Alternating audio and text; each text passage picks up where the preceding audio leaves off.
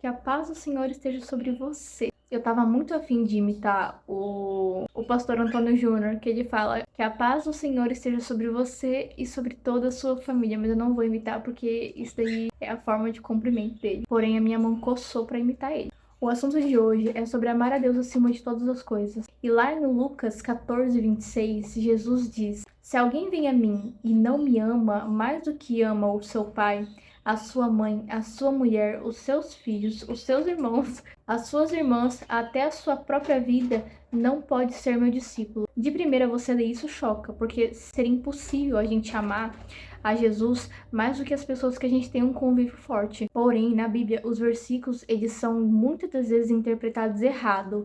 Eles são vistos na visão humana, com sentimentos humanos e sob uma palavra que é divina, que só o Espírito Santo, que é divino, que pode nos ajudar a compreender a palavra de Deus. Então, nesse versículo, Jesus diz que quem o ama de verdade não pode se apegar em outras coisas, nem a pessoas. Não que você tem que deixar de amá-las, mas você não pode se apegar a elas mais do que se apegar a Cristo. Um exemplo na Bíblia é Abraão, que na sua terra natal era cheia de idolatria. Então, Deus, para livrar Abraão de toda a sua família e seus deuses pagãos, ele afastou Abraão de seus familiares para purificar ele espiritualmente e poder adorá-lo em espírito e em verdade. Tanto que Abraão, ele não obedeceu totalmente. Ele levou o seu pai, ele levou o seu sobrinho Ló, que eles acabaram passando numa cidade cheia de idolatria. Só depois que o pai dele morreu e que ele se afastou de Ló, é que ele fez a vontade de Deus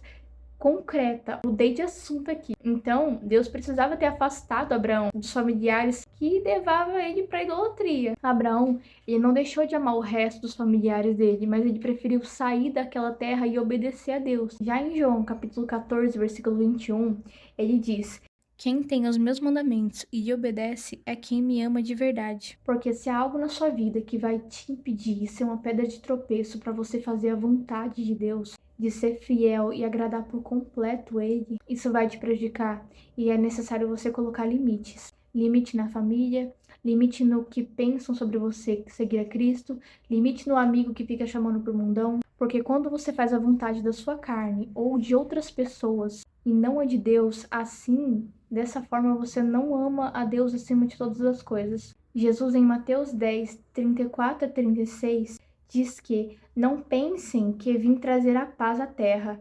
Não vim trazer a paz, mas a espada, pois vim para pôr o homem contra o seu pai, a filha contra a sua mãe e a nora contra a sua sogra. Assim, os inimigos de um homem serão da sua própria casa. O evangelho não promove uma paz superficial, mas sim uma divisão, um confronto entre bem e o mal. Não que você tenha que viver numa gaiola, não tendo contato com ninguém. Pelo contrário, você tem que ir muito. Mas você só não pode deixar se levar pelo estilo de vida dos outros. O amor, ele é ação. Já ouviu aquela frase de que o amor não é um sentimento, o amor é decisão? Uma escolha. Amar a Deus é a mesma coisa. Entre fazer a vontade de alguém ou a sua que vai desagradar a Deus e fazer a vontade que vai agradar a Ele. O meu conselho é que você leve esses ensinamentos para a vida em qualquer tipo de relação. Amor, ele é decisão, ele é ação. Mas toma cuidado, porque não é porque alguém decide permanecer na sua vida que essa pessoa realmente te ama. Tem que saber analisar essas relações aí. Em João capítulo 21, versículo 15 a 17, diz: Depois de terem comido, perguntou Jesus a Simão, Pedro: Simão, filho de João, ama-me mais do que estes outros? E ele respondeu: Sim, Senhor, tu sabes que eu te amo. E ele disse: Apacenta os meus cordeiros.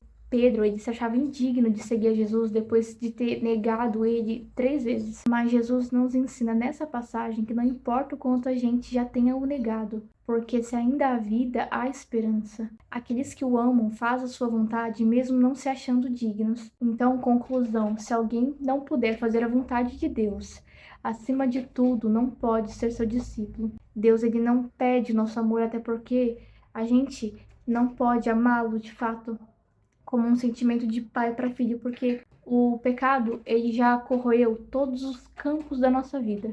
A alma, a carne, é como se fosse uma doença que estivesse se alastrado na nossa alma, na nossa vida. Só depois que a gente ficar com o corpo glorificado, que a gente vai entender o que é o sentimento de amar a Deus como um pai.